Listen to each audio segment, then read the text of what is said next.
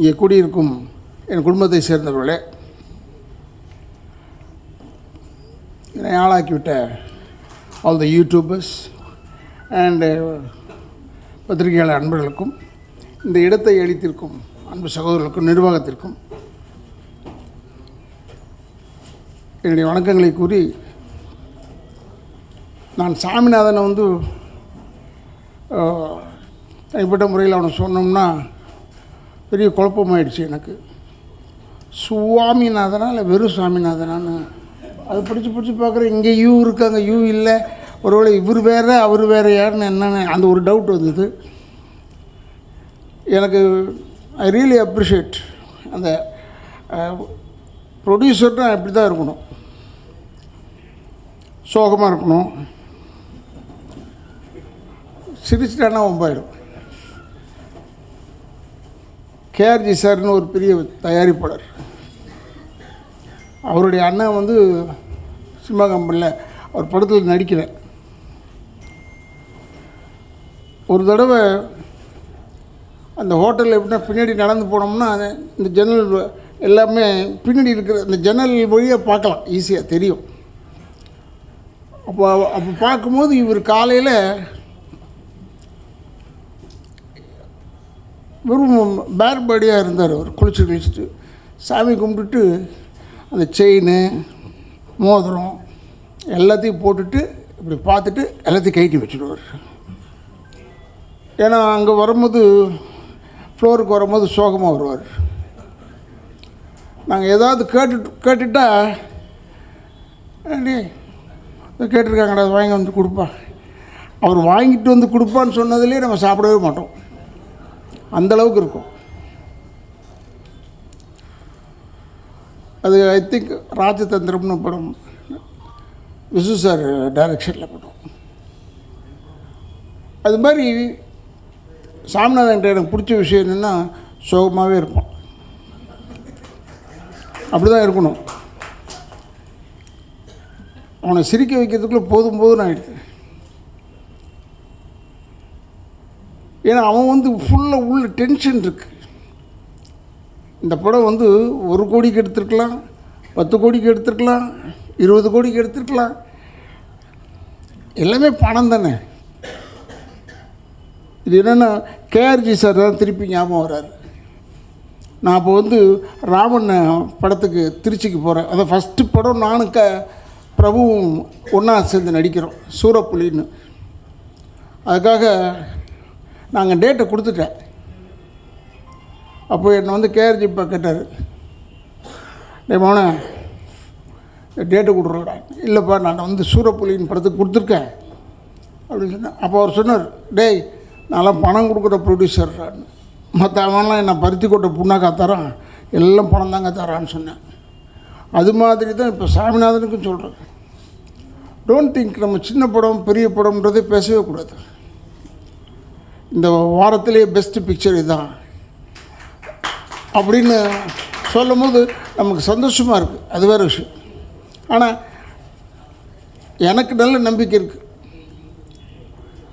ஒரே விஷயத்தில் தான் எனக்கு நான் நம்பிக்கையை கொஞ்சம் தள்ளி போட்டேனே ஒழிய, ஏன்னா சாமிநாதன் என் மேலே ரொம்ப அன்பாக என்னன்னு தெரியல, என்னை பூஸ்ட் பண்ணி காமிச்சிக்கிட்டே இருந்தார். இந்த ஃபோட்டோ போட்டுக்கிட்டே இருந்தார் எல்லாத்துலேயும்.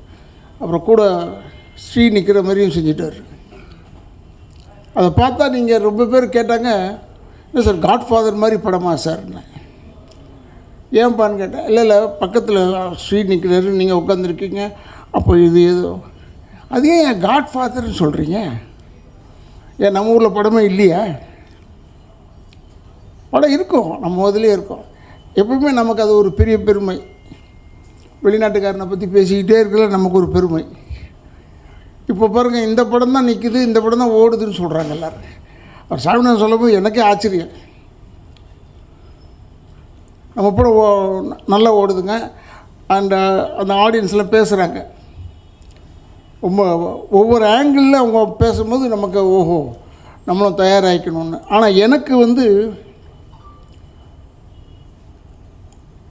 என்னுடைய 51வது வருஷம் இது.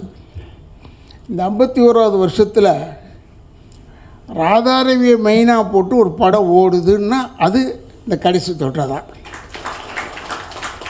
ஸோ இப்போ எனக்கு தைரியம் வந்துருச்சு, தனியாக கூட சோலோவும் நடிச்சிடலான்டா. இது வரைக்கும் வரல. இன்றைக்கி ஏன்னா 2 படமும் ரிலீஸு. நேற்று அந்த அகத்தியான ஒரு படத்தில் பெரிய வேஷம் பண்ணியிருக்கேன், ஆனால் அதில் பேனர்லலாம் கிடையாது என் ஃபேஸ்.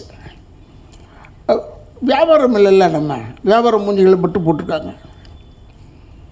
அவங்க டிசைன் பண்ணது அவங்க வேணாம் யாராவது ரவின்னு அப்படின்னு நினச்சிருப்பாங்க. பார்த்தா அதெல்லாம் சேர்த்து இந்த ஒரே படத்தில் போட்டிருக்காரு. கடைசி தொட்டாலும் வரிசையாக இருக்குது, வெறும் ராதா ரவி தான். என்னை ஒருத்தர் கேட்டார், சொல்ல வந்தேன், ஏன் சார் நீங்கள் இதே ட்ரெஸ்ஸு தான் என் படத்தில் போடுவீங்க, ஒரே ட்ரெஸ் தானே சார் உங்களுக்கு, ஏன்பான்னு கேட்டேன். இல்லை எல்லா ஸ்டில்லையுமே இப்படி தானே இருக்குது, ஒரு நாள் கதையாக இருக்கக்கூடாதா, டெய்லியாக மாற்றிக்கிட்டு இருப்பாங்க அப்படின்னு நான் சொன்னேன். இருந்தாலும் ஒரு ஓரத்தில் நான் வந்து சீனியர் ஆக்டர் அதெல்லாம் சொன்னாங்க, இட்ஸ் வெரி குவாய்ட், படம் முதல்ல ஓடட்டும் அப்புறம் சந்தோஷப்பட்டுக்குவோம் அப்படின்னு தான் இருந்தேன். ஏன்னா நான் என்னை வந்து எத்தனையோ வாட்டி அங்கே வாங்க இங்கே வாங்கலாம் சொன்னார், படம் பார்க்க வாங்க தியேட்டருக்கு வாங்கன்னு. அதனால் நான் வரமாட்டேன், நான் எனக்கு எப்பவுமே அது பழக்கம் கிடையாது. இனிமேல் பழகிக்கணும், மெயினாக நடிச்சோம்னா போய் தான் பார்க்கணும் போல இருக்குது. ஏன்னா ஜனங்க என்ன நினைக்கிறான்னு நமக்கு தெரியணும்ல. ரொம்ப ஒரு அற்புதமான ஒரு சகோதரன், ரொம்ப ரொம்ப சின்ன படம் இது. இது வந்து சொல்கிற அளவுக்குள்ள இந்த சக்ஸஸ் மீட்டுக்கெல்லாம் வைக்கிற அளவுக்கு பெரிய படம் இல்லை, ரொம்ப சின்ன படம். என்னென்னா சாமிநாதனுக்கு மனசு இருக்குது, அதனால் பெருசு பண்ணிக்கிட்டே வர்றாரு. அதை நான் ஒத்துக்கிறேன். ரொம்ப ஒரு கான்ஃபிடென்ட் டு த கோர். ஏன்னா அதுக்கு முன்னாடி படங்கள் வந்து எல்லாம் பெரிய பெரிய நோன் ஆர்டிஸ்ட்டை போட்டு எடுத்து சுமாராக போச்சா என்னன்னு எனக்கு தெரியாது. இந்த படம் வந்து டாக் ஆஃப் த டவுன் ஆகிடுச்சு, எங்கே பார்த்தாலும் சொல்கிறாங்க. எனக்கே ஆச்சரியமாக இருக்குது, பரவாயில்லையா நம்ம படத்தை பற்றி சொல்கிறாங்க அப்படின்னு ஒரு சந்தோஷம் இருக்குது. ஒன்றே ஒன்று சொல்கிறேன் சாமிநாதன், உங்களுக்கு சொல்கிறேன், இல்லை உங்கள்கிட்ட சொல்லணும்னு அவசியம் இல்லை. சின்ன படம் பெரிய படம்ன்றதே கிடையாது. ஓடுனா பெரிய படம், ஓடலைன்னா சின்ன படம் தான், அதுதான் கணக்கு. ஏன்னா நிறைய இப்போ சொல்கிறோமே, தயாரிப்பாளர் அவர் படம் எடுக்க முடியாமல் போயிட்டார், இவர் படம் ஓடாத படத்தை எடுத்து என்ன செய்ய முடியும்? கண்டென்ட்னு கற்றுவாப்பில் சாமிநாதன், கண்டென்ட் இருக்கான்னு கேட்பார். அதில் அவர் பெஸ்ட் என்னென்னா அவருடைய ஒய்ஃப் வேறு கூட, அவங்க பாதி டெக்னீஷியன் வேறு. முழு டெக்னீஷியனா இல்லை பாதி டெக்னீஷியனே அவங்க தான் ஃபைனல்.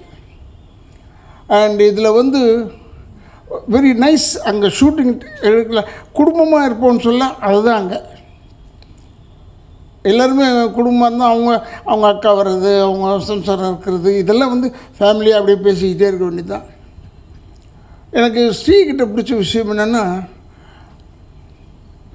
அஃப்கோர்ஸ் இந்த படத்தில் வந்து தாடி வச்சுருக்கான், அது வேறு. பட் இனிமேல் இப்போ தாடி இல்லாமல் வந்தான், அவ்வளோ அழகாக இருக்கான். அடப்பாவி, இதே மாதிரி படம் பூரா வந்திருக்கலாம் மேடம். ஆனால் தாடி வைக்கிறது இப்போ ஒரு ஸ்டைல் போல் இருக்கு. முதல்லலாம் இந்த தாடிக்குன்னே ஃபேமஸ் யாருன்னா ஜெமினி சார் தான். சோகமாயிட்டாருன்னா உடனே தாடி வந்துடும், எங்கேருந்து தான் வருமோ டப்புன்னு ஒரு தாடி வந்துடும். ஆனால் இப்போ எல்லாருமே தாடி வச்சுருக்கான். இதில் சோகமாக இருக்காங்களா இல்லை சந்தோஷமாக இருக்காங்களான்னு தெரியல, அதை காமிக்கவும் தெரியல இப்போ வர ஆளுங்களுக்கு. அதனால் தாடி வச்சுட்டு எல்லாத்தையும் மறைச்சிடலான்னு. ஆனால் நான் ஸ்ரீகிட்ட சொல்கிறேன், is a very great son of a great man. அதனால் சொல்கிறேன், நீங்கள் தயவுசெய்து தாடி வைக்காமல் நடி. ஏன்னா தாடி செய்கிறதுக்குன்னு ஒருத்தர் இருக்கான், என் மேக்கப் மேனே. அவங்களும் ஓடணும்ல, ஒரு தாடி வச்சு ஒட்டிக்க இனிமேல். ஏன்னா நானும் காலையில் ஏந்திரிச்சோடனே ஃபஸ்ட்டு வேலை ஷேவ் பண்ணிவிடுவேன். ஏன்னா நம்ம பர்ஃபெக்டாக இருக்கணும் அப்படின்ட்டு நாங்கள் நினைப்போம். உடனே ஸ்கூல் ஆஃப் தாட் பெருசு அப்படி இப்படிலாம் சொல்லவே தேவையில்லை. No school of thought. இதில் நான் நிறைய பேருக்கு சொல்லியிருக்கேன், தாடி வைக்காதீங்க. இன்றைக்கி காஸ்ட்லியஸ்ட் ஃபெலோ ஷாருக் கான் தான் இந்தியாவில். அவரே தாடி வைக்கல. அவரை சொன்னால் தான் ஒத்துக்குவாங்க இவங்க. அவரே தாடி வைக்கலையா, அப்போ நம்மளும் வைக்காமல் இருக்கலாம். அவன் வேறு நம்ம வேறு தெரியாது. அவர் மாதம் வாடகையே 25 லட்ச ரூபா கொடுக்குறாராங்க இன்றைக்கி பார்த்த நியூஸு. அதனால் அவருக்கு எக்ஸஸ் ஆஃப் மணி இருக்கும்போது என்ன செய்கிறதுனே தெரியாதுன்றது நல்லா தெரியுது பார்க்கறதுக்கு. அவர் அந்த 25 லட்ச ரூபா வாடகைக்கு போகாமல் ஒரு அனாதை ஆசிரமத்துக்கு கட்டி அவங்கள அதில் வளர்க்கலாம், எல்லோரும் உதவி பண்ணலாம், பண்ணால் நல்லாயிருக்கும். பட் இந்த படம் ஓடுறதுக்கு மெயின் காரணம் யாருன்னா அது சாமிநாதனுடைய தைரியம்.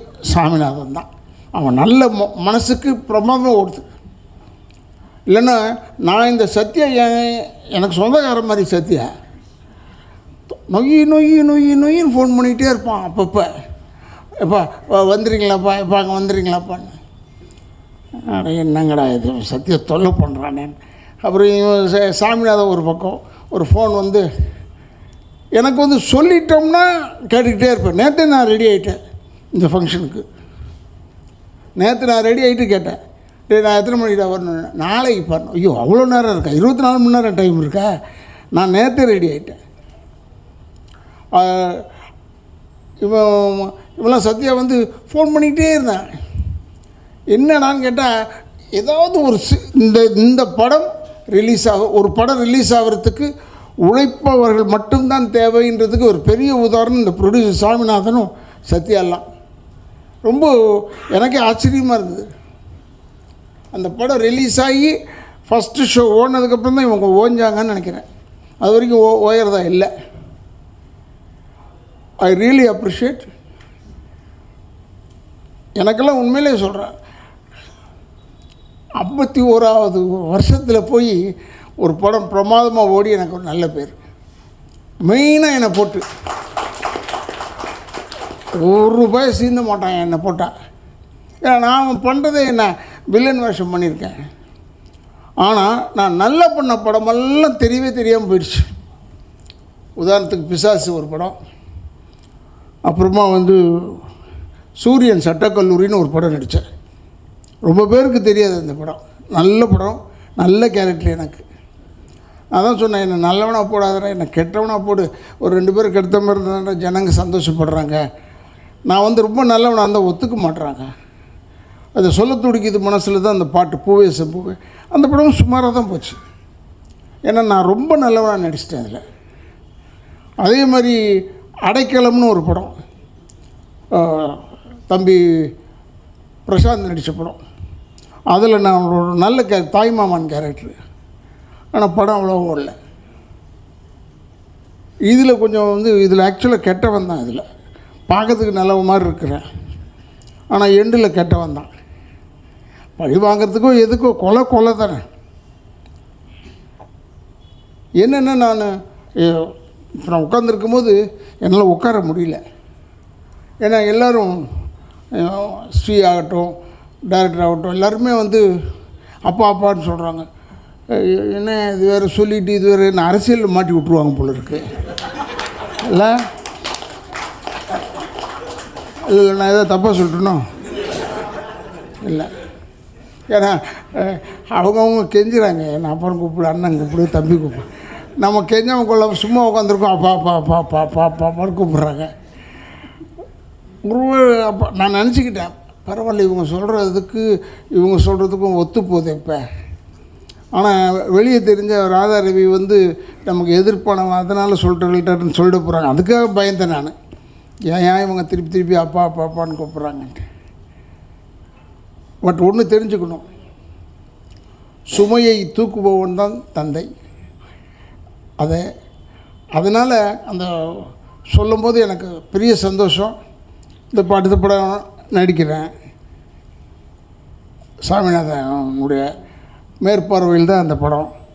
டைரக்டர் வந்திருக்காருன்னு நினைக்கிறேன். நீங்கள் அதுலேயும் நடிக்கிறேன் நான். உட்கார்றேன், நீ நின்னா கூட தெரிய மாட்டேடா, என்னடா இது. அதனால் இந்த படம் வந்து நல்லா ஓடுது, நல்லா ஓடணும். உங்களுக்கு எவ்வளோ வெறி இருக்குதுன்னு உங்களெல்லாம் பார்த்தா தான் எனக்கு தெரியுது. என்ன கூட சொன்னாங்க, எல்லா ப்ரொமோஷனுக்கு வராரு அவர். நான் ஃப்ரீயாக இருந்தேன், டெஃபினட்டாக வருவேன். ஒன்றும் ப்ரொமோஷன் வந்து தான் நான் ஆகணும். ஏன்னா ஒரு கார்ன்றது யூ நீடு ஸ்டியரிங் தேவைப்படுது. ஸ்டீரிங் இல்லைன்னா கார் முழுமையாகாது. அது மாதிரி every aspect you must have. சொல்லுவாங்க எல்லோரும், டிரைவரே இல்லாத கார் ஓடிட்டுருக்கு ஃபாரின்லலாம். எத்தனை இடத்துல ஓடுதுன்னு காமிக்க சொல்லு, முடியாது. அது மாதிரி உங்களுக்கு அந்த ஒரு ஸ்பிரிட் வேணும். இந்த ஸ்பிரிட்டோடு நம்ம அடுத்த படமும் எடுக்கணும். நான் நவீன்கிட்ட கூட இப்போ சொன்னேன், இந்த ஸ்பிரிட்டோடு வேகமாக ஏதாவது பண்ணுறதா இருந்தால் அடுத்தது ஒன்று பண்ணிவிடு. ஏன்னா சினிமாவில் மட்டும் படுக்கும்போது கூட கால் ஆட்டிக்கிட்டே தூங்கணும்.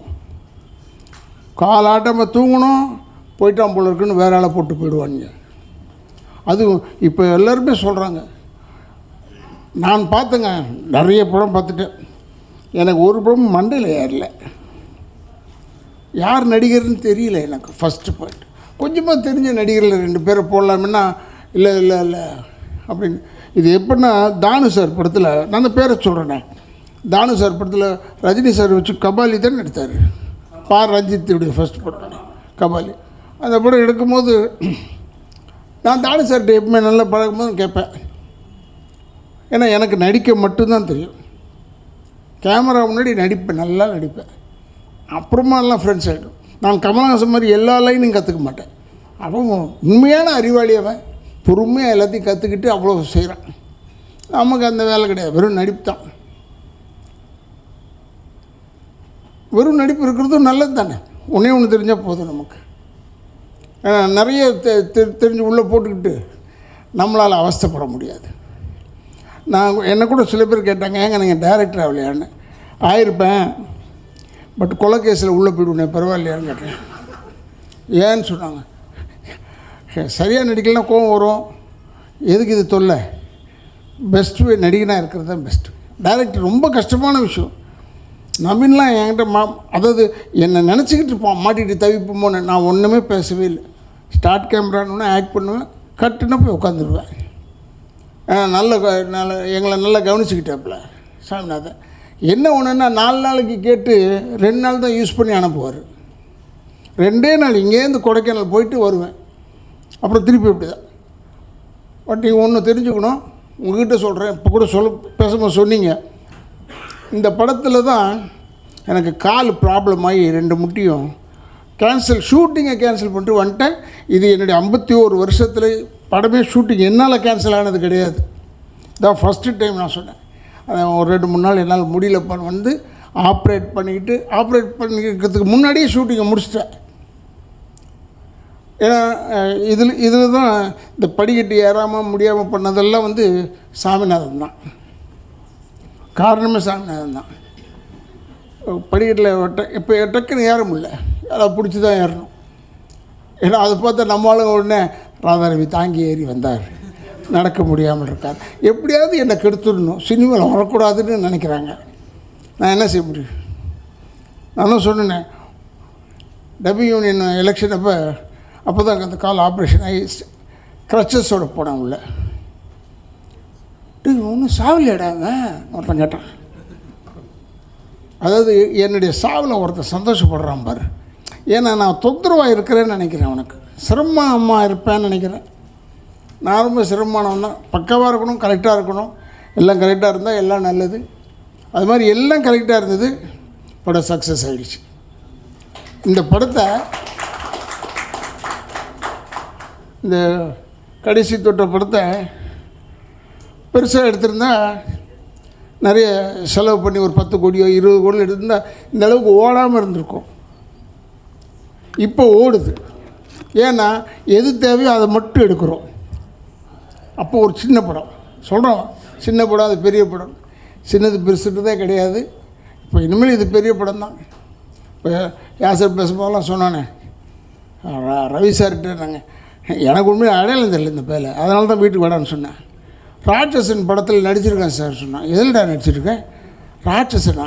எங்கே வந்த சார்? இந்த சின்ன பையன் அவெல்லாம் இந்த இதெல்லாம் போட்டுக்கிட்டு அவன் நான் தான் சார். அடப்பாவி, ஓ மூஞ்சாடா இது, எவ்வளோ அழகான ஒரு முகம், அதை மறைச்சிக்கிட்டு வந்திருக்க இடம் திட்டினேன். அதுலேருந்து ஐ திங்க் அவன் வந்துடுவான்னு நினைக்கிறேன். நான் கண்ணுக்கு நல்லா ப்ரைட்டாக இருக்கு, பெரிய லெவலில் வருவான்றது எனக்கு ஒரு நம்பிக்கை. இப்போ ஸ்ரீ வந்து முதலே சொல்லிட்டு போயிட்டான், அமரன் படத்தில் நடிக்கிறதுக்கு நான் போகிறேன்னு, அதெல்லாம் முடிச்சுட்டு தான் வருவேன். ஏன்னா அங்கே அது ரொம்ப பெரிய படம். இன்னொன்று it's a very good film Amaran. அதில் ஸ்ரீக்கெல்லாம் நல்ல ரோலு.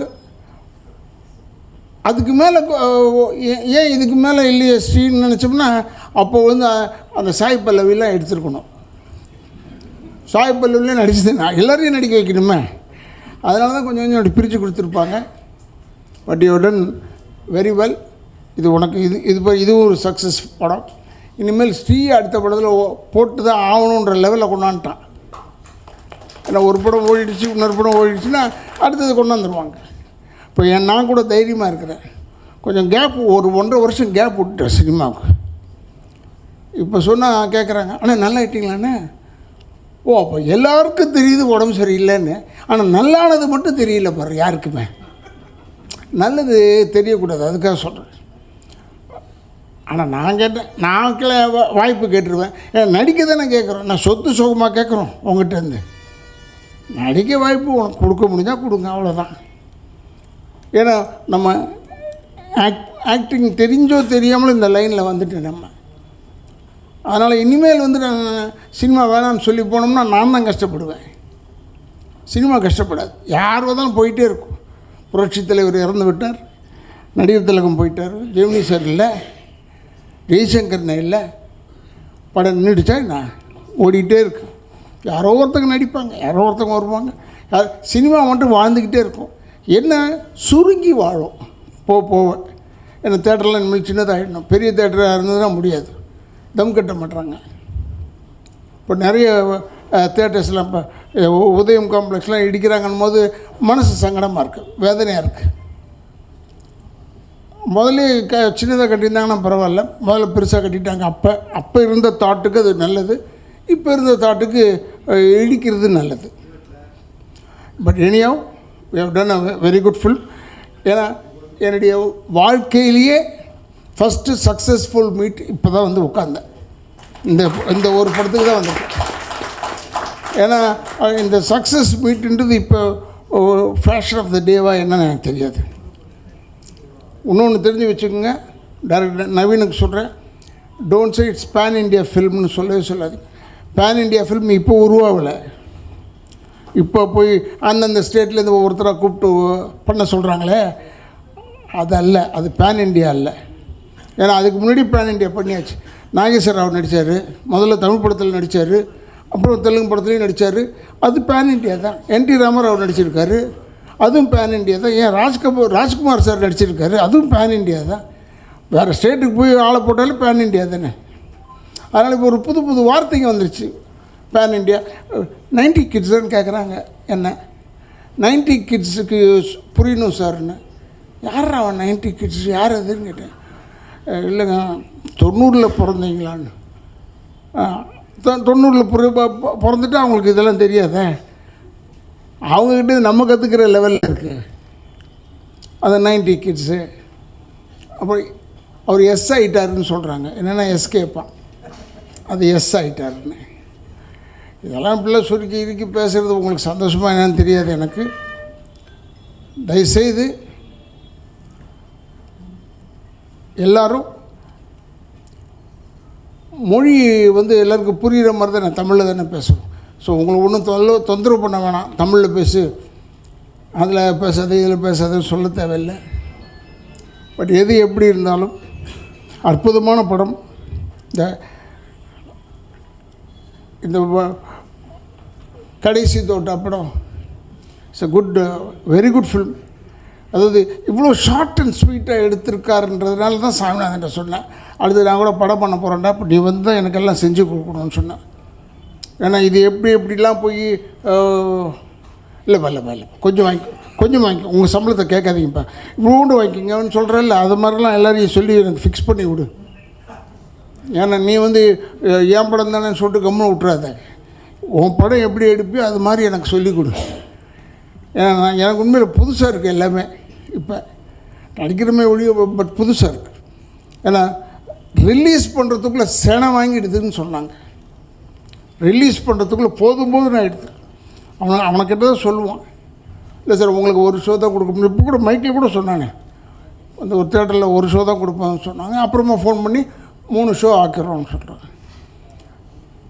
நான் இப்போவும் சொல்கிறேன், இந்த பெரிய படம் ஓடுது, அது சின்ன படத்தால் தான் பெரிய படத்தால் சரி, படம் ஓடணும், அவ்வளோதான். படம் ஓடினா இப்போல்லாம் 3 நாள் ஓடினா பெருசு இல்லையா, வெற்றி தானே உங்களுக்கு.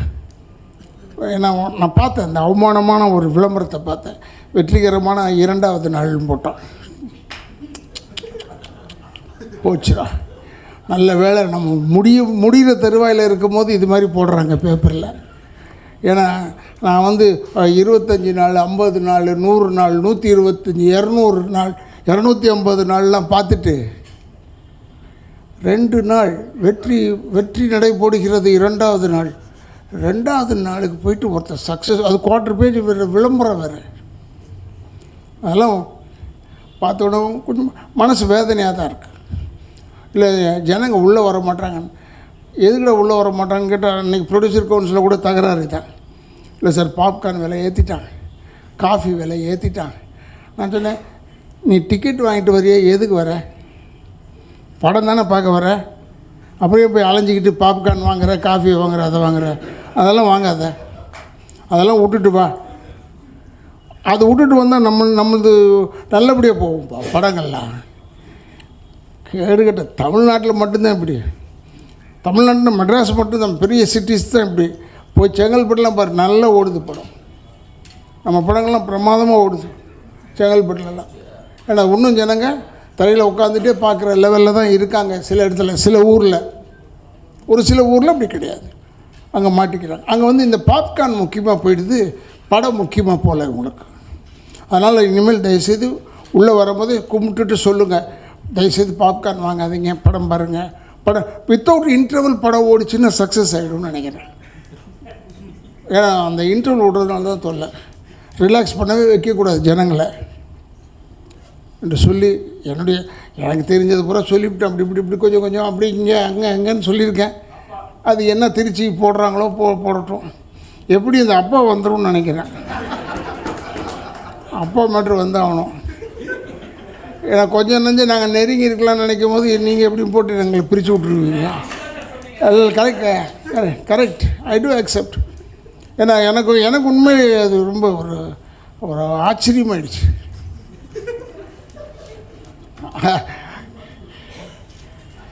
இப்போ ஆடிட்டு இருக்கும்போது சின்ன குழந்தை நேரம் என்கிட்ட விளையாடும் போது அம்மா சொல்லுது, ஏய் தாத்தா பாரு சொல்லு.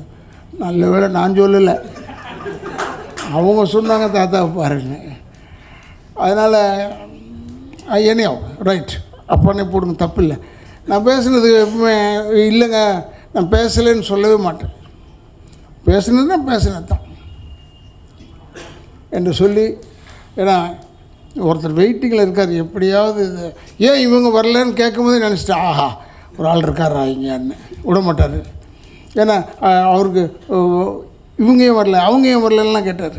இது எப்படி கல்யாணம், நான் அப்போ நினச்சிக்கிட்டேன், இந்த கல்யாணத்தில் அப்படி தான் போனோம்னா வாங்க வாங்க வாங்க வாங்க வாங்க, வீட்டிலேருந்து வரலையா, யோ வந்திருக்கேன் என்ன முதல்ல பாரு, அப்புறமா என்னை தாண்டி பாரு, என்ன விட்டுரு, வந்தவனுக்குள்ள சந்தோஷப்படுத்தணும். நீ அதை விட்டுட்டு இப்படி பார்த்து வீட்டிலேருந்து வரல, இவனுக்குனே ஒரு வீடை செட் பண்ண முடியுமா கல்யாணம் பண்ணுறதாண்ட?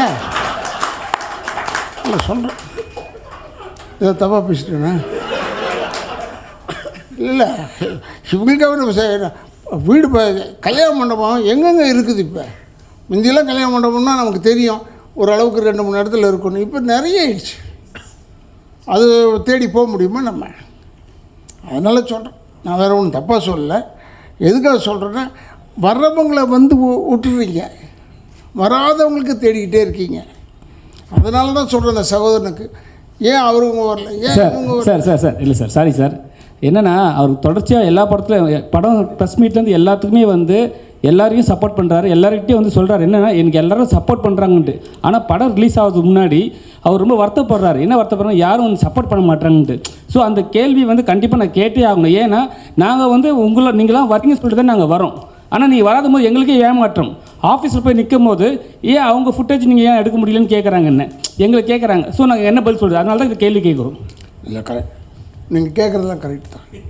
ஆனால் வர்றவங்கள விட்டுறீங்களேன்றதான் வருத்தம். சார் உங்களை நான் வரேன்னு சொல்லலையே சார், ஃபஸ்ட்டு உங்களை வாழ்த்து தானே சார் சொன்னேன் நான். இல்லை உங்களை சொல்லலை, பொதுவாகவே கல்யாணத்தில் சொன்னதை சொல்கிறேன். நான் இங்கே இருக்கிறவங்கள சொல்ல, உங்களை சொல்லலையே. நான் சொன்னது கல்யாணத்துலலாம் யூஸ்வலாக இப்போ இங்கே இப்போவும் கல்யாணத்தில் நடக்குது. அது இல்லைன்னு சொல்லுங்கள், வந்தவங்கள விட்டுருவாங்க, வராதவங்கள தேடுவாங்க. அதுக்காக சொல்கிறேன். ஏன்னா பட் சினிமாக்கெல்லாம் நான் எப்போயுமே ஐ எம் அகெயின்ஸ்ட் திஸ். இந்த ப்ரொமோஷனுக்கெலாம் வந்து ஆகணும்னு சொன்னதுனால தான் ஒரு விஷயத்தில் மாட்டிக்கிட்டேன். என்ன சார் நீங்கள் அவங்க வரலன்றதை கேட்குறீங்களான்னு கேட்டாங்க. எனக்கு அவங்க வந்தால் என்ன, அவன் வரலன்னா எனக்கு என்ன, ஏன் வரலன்னு ப்ரொடியூசர் கேட்குறாரு, போய் அவருக்கு போய் பதில் சொல்லு. பணம் கொடுத்துவான் பாவம். எதுக்கு நான் சொல்கிறேன்னா, இந்த ப்ரொமோஷன் இதெல்லாம் செஞ்சது தான் ஃபுல்ஃபில்மெண்ட் ஆஃப் அ ஃபில்ம். இது என்னை மதித்து கூப்பிட்றாங்க, நான் வந்துடுறேன். என்னை கூப்பிடலன்னு வரமாட்டேன். நீங்கள் தான் கேட்டிங்கன்னு நினைக்கிறேன். இதுக்கு பணம் ஏன்னா வாங்குறாங்களான்னு சொன்னேன். வாங்குறாங்க. ப்ரொமோஷனுக்கு வந்தவங்க வாங்குறாங்களான்னு தெரியாது, அதில் நடித்தவங்க வந்தால் வாங்குறாங்களான்னு தெரியாது. நடிக்காதவங்க வராங்கன்னா பணம் கொடுக்குறாங்க. யார் யார் உங்களுக்கு தெரியும். நான் சொல்லணும்னு அவசியம் இல்லை. ஏன்னா எனக்கே தெரியும் போது உங்களுக்கு தெரியாமல் இருக்குமா? ஈஸியாக தெரியும். அதனால் அது ஓகே, அது எப்படி இருந்தால் நம்ம கேட்டேன். ஏன்னா நான் என்ன சொல்கிறேன்னா, உண்மையிலே இந்த மாதிரி சின்ன படங்கள் உங்கள் பிரகாரம் இது சின்ன படங்கள் ஓடுது, உங்களுக்கும் லாபம் வருது, போட்டவங்களுக்கும் லாபம் வருது. ஸோ அந்த பேலன்ஸ் பண்ணி எடுக்கக்கூடிய சாமிநாதன் மாதிரி ஒரு ஆள் வேணும். இல்லைன்னா அது கஷ்டம். எங்களெலாம் நல்லா தங்க வச்சார், நல்ல சாப்பாடு எல்லாம் கரெக்டு. ஆனால் நாள் மட்டும் டக்குன்னு ஒரு 2 நாள் ஆக்கிடுவார். 5 நாள் வாங்கி 2 நாள் ஆக்குவார். அது அவங்ககிட்ட சொல்லிடுவார், நவீன்கிட்ட. ஏன்னா நான்லாம் வெள்ளை யானை, நான் இருக்க செலவு, அதனால் இப்படி போயிட்ட நல்லது தான் என்று சொல்லி, நல்ல ஒரு அற்புதமான படம், அற்புதமான நிகழ்ச்சிக்கு என்னை அழைத்தமைக்கு என் குடும்பத்தின் சார்பாக மீண்டும் சுவாமிநாதன் உங்கள் குடும்பத்துக்கெல்லாம் நன்றி சொல்லி, இந்த ஹோல் யூனிட்டுக்கும் நன்றியை சொல்லி விடைபெறுகிறேன். நன்றி, வணக்கம்.